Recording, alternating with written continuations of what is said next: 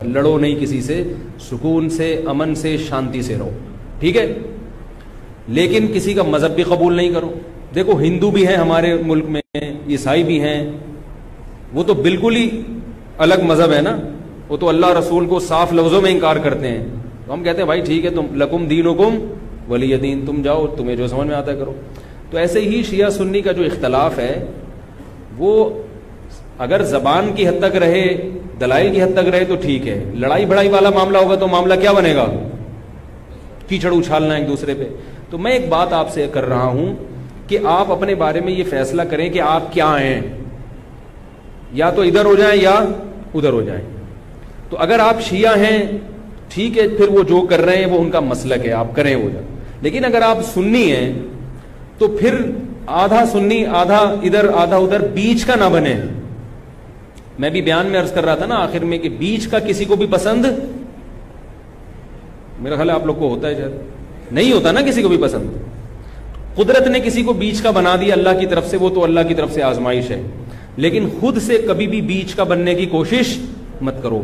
تو یا تو ادھر ہو جاؤ یا ادھر ہو جاؤ. اب ہمارے ہاں لوگ کیا کر رہے ہیں, جو سنی ہیں سنی, محرم میں حلیم پکا رہے ہیں, حلیم کھا رہے ہیں, محرم میں سبیلیں لگا کے بیٹھے ہوئے ہیں, سبیلوں سے پانی پی رہے ہیں, محرم میں مرثیے سن رہے ہیں, رکشے والے بھی مرثیے لگا کے, ٹیکسی والے بھی مرثیے لگا کے. تو بھائی یہ اسلام نہیں ہے, یہ سمجھ رہے ہو. جو اس کو اسلام سمجھتا ہے وہ کرے, لیکن ہم سنی مذہب جو ہے وہ اس کی نظر میں یہ اسلام نہیں. نبی صلی اللہ علیہ وسلم نے لعنت فرمائی ہے میت پہ نوحہ کرنے والوں پر, سمجھ رہے ہو. آپ نے فرمایا جو گریبان پھاڑے وہ ہم میں سے نہیں ہے. میت پہ چیخنا چلانا, اس کو نبی صلی اللہ علیہ وسلم نے لعنت والا عمل قرار دیا ہے.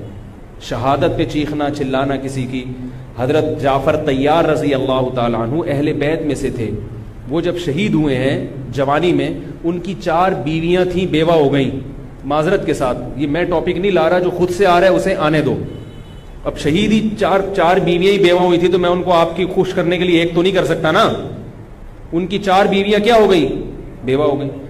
تو جب ان کے گھر میں اطلاع ملی ہے کہ آپ کے جوان شوہر شہید ہو گئے, تو ان کے رونے کی آوازیں آئی ہیں, چیخنے چلانے کی آوازیں آئی. آپ صلی اللہ علیہ وسلم کو اتنا غضب آیا, آپ نے فرمایا کہ جاؤ خاک پھینک کر آ جاؤ ان کے منہ میں, اب ان سے کہو کہ اپنی آوازوں کو پس کریں.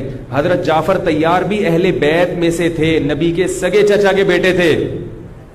تو اہل بیت کی شہادت پر آپ صلی اللہ علیہ وسلم نے چیخنے چلانے سے, رونے سے منع کیا. اور حضرت جعفر طیار ظلمن شہید ہوئے تھے نا, ظلم ہوا تھا ان کے اوپر.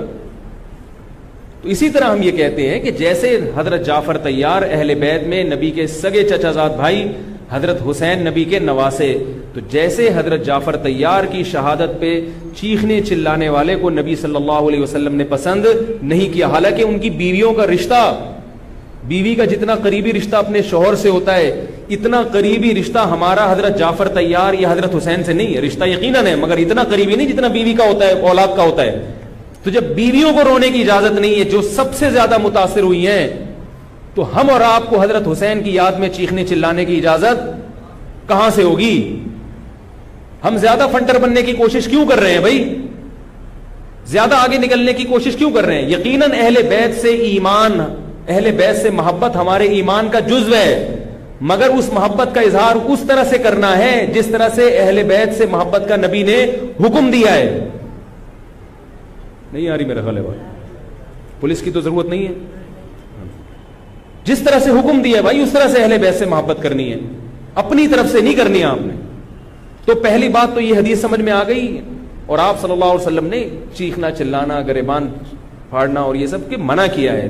تو سنی مذہب میں ماتم کی اجازت, چیخنے چلانے کی, ہا ہو کرنے کی اجازت نہیں ہے. سمجھ رہے ہو بات کو؟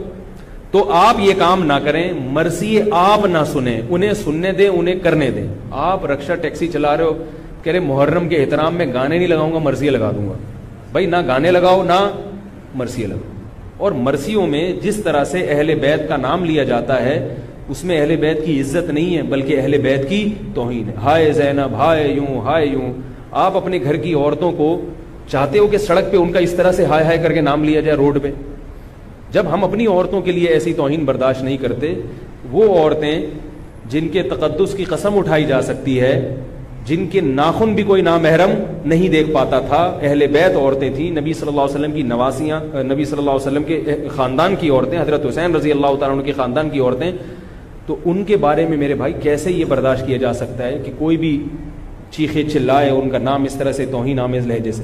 اسلام نے اکرام سکھایا ہے، عزت اور احترام سکھایا ہے، اور عزت و احترام کے اصول اور آداب بھی سکھائے. تو اس لیے آپ لوگ یہ کام نہ کریں، جو کر رہا ہے اس سے بحث بھی نہ کریں. بولے میں ٹھیک ہے تمہارا مسلک ہے تو کوئی بات نہیں، تم کر لو، ہم ہی نہیں کریں گے. تو یہ جو سبیلیں لگائی جا رہی ہیں، یہ کہا جاتا ہے کہ حضرت حسین کی یاد میں. تو یہ بھی ایک عجیب بات ہے. حضرت حسین رضی اللہ تعالیٰ عنہ اگر پیاس سے شہید ہوئے تو پانی پی کے یاد منائی جائے گی یا پانی سے اوائڈ کر کے یاد منائی جائے گی؟